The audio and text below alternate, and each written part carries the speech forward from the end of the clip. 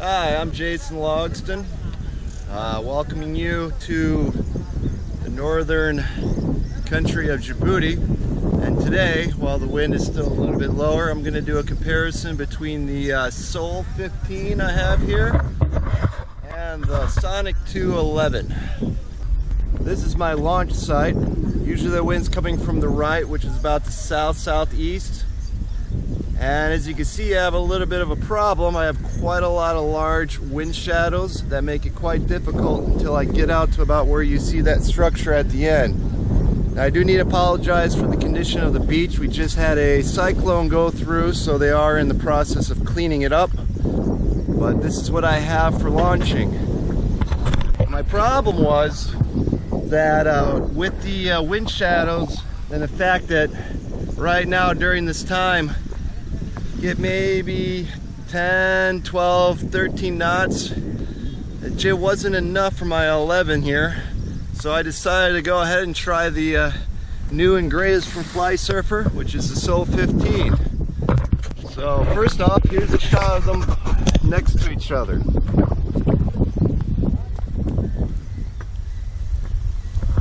Now as you can see, the 11 here, the blue one, is just about the same length as the 15. Also the Soul here, the green one, it's got a lot more of a D profile. Now the wind's starting to pick up, which means I'm going to want to kite. So I'm going to make this pretty quick. There's a lot of information already out there about, you know, the different aspects of how it was built and aerodynamics going into this kite. What I'm going to do is I'm going to concentrate on the differences between the Sonic 2 and the Soul, and just kind of the updates that I've noticed have come from Flysurfer. First thing I like to start with though is the bag. For the first time, we finally got a new bag from Flysurfer. Now, I don't know if they bought quite a lot of the old ones or whatnot, but it's basically been the same since at least the Speed 3. Now, always kind of felt that the bags that we got from Flysurfer were a little bit more than we needed. Usually you could fit 2, maybe 3 kites with bars in there. It was large, wasn't as user-friendly, but it had some nice features like you can cinch the sides and things like this. With this generation, I think Flysurfer went the other way. Now there is definitely a premium feel to this bag. Made out of good materials, but this is what you get. You get the bag, and of course you get a sandbag. Now what I kind of like about this bag is, you can see, it starts a lot bigger opening, and then it's got this nice no tangle, no catch zipper that goes all the way around to the other side, which you can cinch it in. And then you have 2 handlebars, and that's it. Usually, with the way that, since the Flysurfer bags usually come very large, I usually end up just buying one of these. Cheap compression bag. It's got a strap. It's got 4 cinches. You can tighten it down, and that's about it. Now, that's kind of what I wish this bag was. I just think they went a little bit the other realm this time. It's not as usable for me. With these handlebars, that's it. That's all how you can carry it. I really kind of wish that they would have thrown a shoulder strap in. Maybe they will a little bit later. And maybe a ability to cinch it down a little bit, get rid of the bulk. It looks like once again I'll be buying more of these here to put my kites in. Something I do like about this though, which is a little bit different, is the repair kit is already sewn into the bag. That's nice. A lot of times I end up leaving my repair kit at home to the point where I may lose it. It's kind of nice having this in here. Now at Flysurfer, if you would put a shoulder strap in there, I would think this would be about the perfect bag. That's what we need. All right, so back to the kites.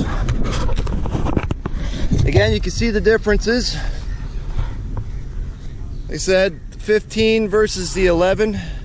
15 is just a little bit more stretched than 11, but really not that much.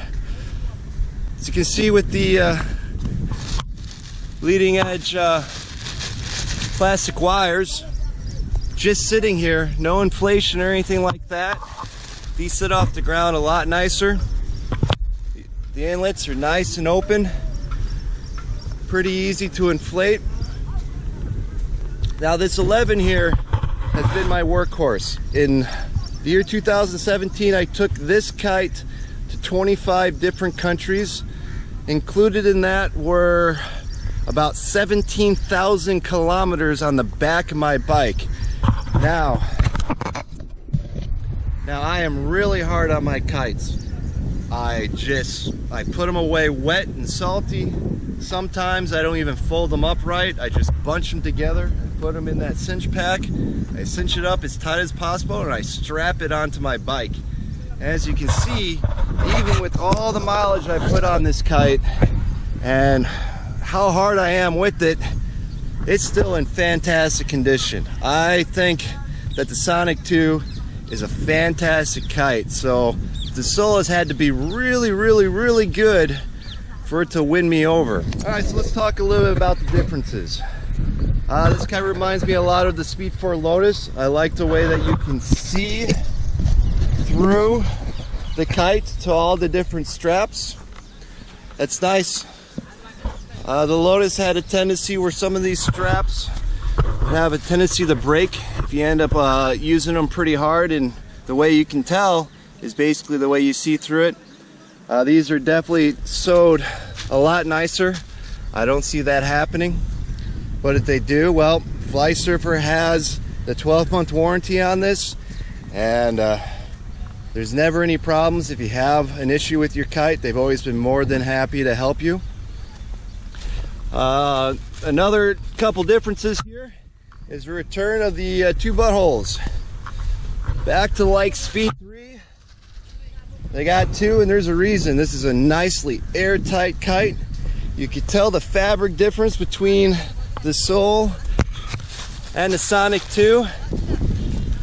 A lot more plasticky feel, almost kind of like a garbage bag. This is their new material that has a Lotus coating on the inside. It's really nice compared to this, which is a lot thicker.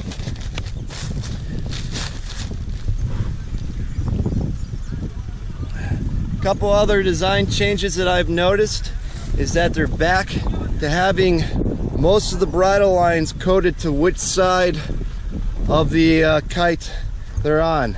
I like that. I missed that with the Sonic 2 here, which most of these lines are just the same white, which then branch out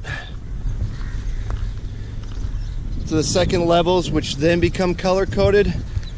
I always felt that having most of the bridles in the color they're supposed to be. Hold on.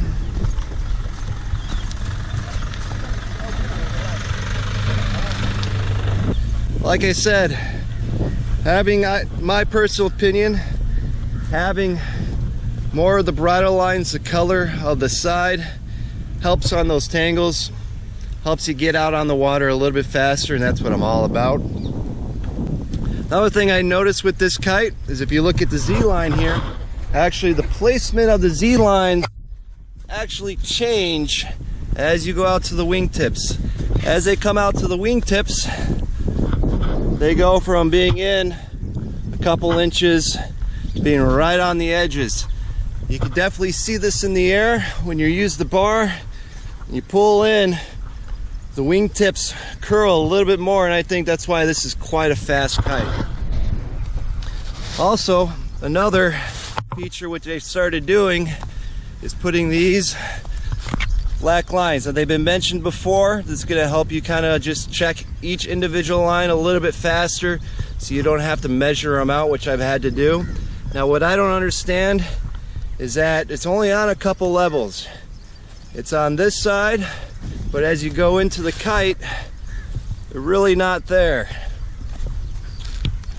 Not quite sure why that's like that. It actually looks like on this Soul, It's only this level of lines that have those black measurings. Another difference, which I like, is the sand water vents. If you can see here, they're just open all the time. And if you see through the construction all the way down here, it's all open, so the sand and the water easily escapes out. Now if you compare that to the Sonic 2, this is like it's been since at least the Speed 3. It's actually Velcroed. Now they're a lot larger, but again it's Velcroed, which I always kind of had a problem with that. It meant that if you had a lot of water, a lot of sand, you'd had to land the kite, open these up, move them a little bit, and then empty the water. I like the new design. I think that's going to be a lot nicer. Now if you look at the vents, this 11 meter has 7, including this one right on the side, while this 15 meter Soul only has 5. In the air, I think the Sonic 2 inflates easier.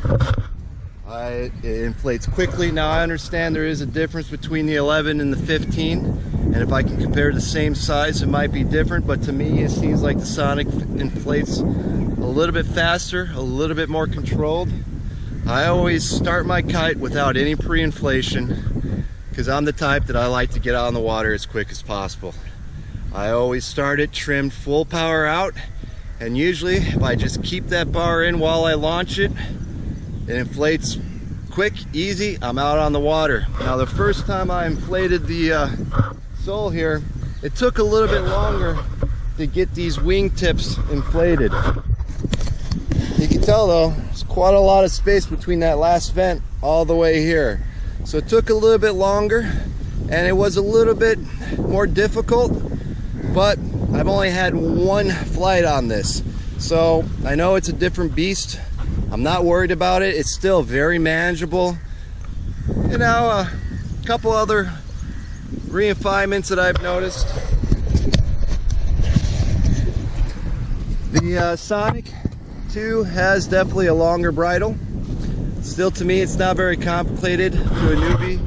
I definitely would see how something like this might be a little overwhelming at first, but quite honestly, after a couple times, even the biggest mess is really easily sorted.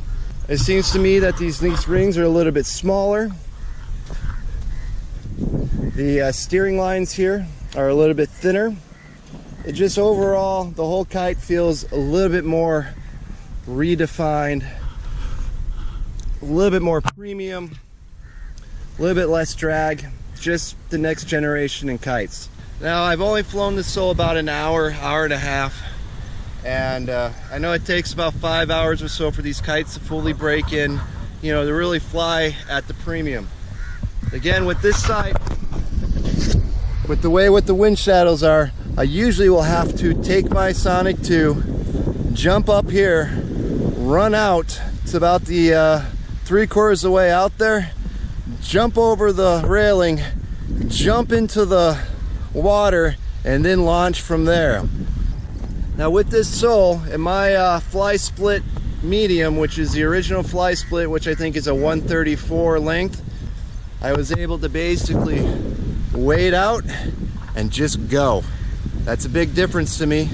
That makes it a lot easier, a lot less sketchy. Now, some of the differences in the way it flies. First thing I noticed is the looping is a lot different. You make a lot more power with your Soul than you can with your Sonic 2. The Sonic 2 has the ability where if you really crank the bar to one side, it'll kind of just pivot on a dime and it will loop with basically no power. I like that.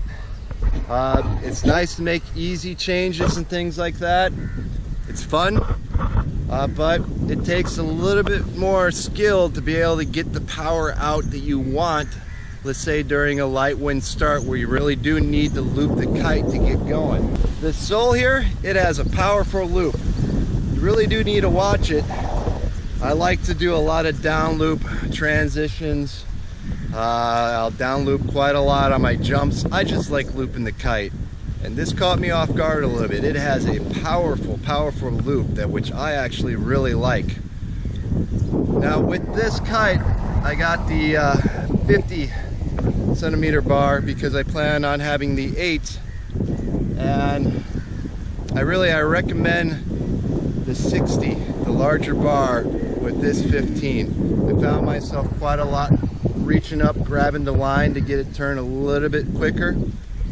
I know as the kite breaks in, it's going to turn a little bit faster, so I'm not worried about it. It's not that bad, but if you're debating between the two different bar lengths, personally for me, I would go with the larger bar. I always like larger bar with these foils. It helps speed up the kite a little bit in the turns. You can stall it a little bit while you're turning. Definitely I would go with the 60 with this Soul 15. Jumping wise, the Soul definitely feels a lot more like an inflatable. You could just sheet it and hold it, and it has some lofty jumps. I was really surprised. Again, the wind was barely blowing, and the jumps were lofty. The bar pressure, there is more bar pressure on the Soul. The Sonics, the speeds, they've always kind of had a little bit of a vague feeling.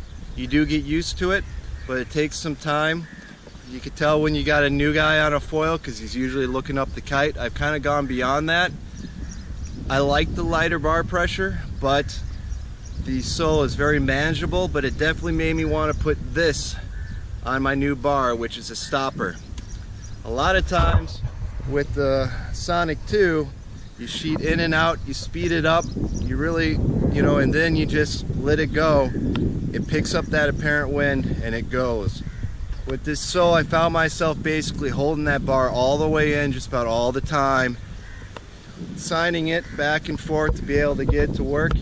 And I really wanted a bar stopper on there just to give my arms a little bit of a break. When it comes to relaunching, you can definitely tell that the Soul is going to be a little bit easier. I've never really had problems with the Sonic, especially with its long profile. Any kind of wingtips, snares, anything like that, it's pretty easy. You yank one side of the lines and it comes unravel. I see that with the Soul as well. It's really slippery material. I don't see any problems of having any kind of tangles that it's not going to be able to get out with a couple yanks. I like the inlets, like people mentioned before. They're nice and open when you start, and then as this kite inflates, they close up. I can see you being able to keep it on the water a little bit longer and not having to worry about not being able to relaunch it. Now when it comes to rider impressions, again, coming from someone that's been flying foils pretty much exclusively for the most of a decade, the Soul does take a little bit more effort for upwind. Yeah, I definitely was fighting it a little bit more than I'm used to with the Sonic 2. The low end, I really think that the Sonic 2 is a little bit better than the Soul. You keep moving the Sonic 2 and you get it faster in the wind, and it just is going to create more pull. I don't think you get that as much with the Soul. If I had to choose between the Soul and the Sonic 2 right now, I think if I was going to be somewhere where mostly it's very light winds, and I'm going to need a larger foil kite that's basically at the low end of its wind range, I'm going to choose the Sonic 2. Yeah, it's harder to fly, to get that little bit extra out, but if you know how to do it, it can make the difference. On the higher end, definitely is going to be the Soul. I got an 8 on pre-order. Once it hits stateside, it's going to be sent to me, and I'm really looking forward to that 8M. I think it's going to be a really fun kite. So there you go. It's my opinions, what I've noticed on the kite. Again, I'm really happy with the Soul 15. I think if you're thinking about your first foil kite, the Soul is going to be what you want. I see no problem having this Soul last with the way I use and abuse my kites for many years. Just Flysurfer, they over-engineer these kites. I won't get into the Flysurfer ozone debate, but I've had a couple ozones, and Flysurfer is the way to go. Stay tuned. Hopefully I get a little bit of wind here, and I might be able to take both kites out. If not, I'm at least going to be able to take my Soul out. I'll get a little bit of footage of its turning and whatnot. I haven't taken it out of my hydrofoil. I carry with me the Nobili Zen hydrofoil setup. That's been great. Again, my twin tip when I travel has just been the original Fly Split M, the 134. That's been great. I carry everything in one of those Nobili travel packs. I can fit the hydrofoil set, the twin tip, my ride engine harness, and my Sonic 2 11 meter, all in there, including straps, extra lines and whatnot. It all fits in that nice easy check-in bag, and it's all right at the limit. It's been a great concept. If you want to learn more about the road trip that I did last year, I got a website, adventure-logs.com. I'll put it down below. Check it out. Went to a lot of sites. It was a hell of a lot of fun. I hope this was helpful and maybe help you a little bit with your decision if you're kind of between the two. If you have any questions, make sure you comment below, ask me. I am not sponsored by Flysurfer, though Ted at Flysurfer USA is a great guy. I gotta give him a big thanks for getting this sucker out to me. Again, if you have any questions about these kites, anything that I might have missed out or anything like that, go ahead and leave a comment. I'll make sure to get back to you. Again, this is Jason Logston from Djibouti. You know how they say with Flysurfer, every day can be a kite day? I think with this Soul 15, even with this light wind, that's definitely going to be true. Thanks for watching.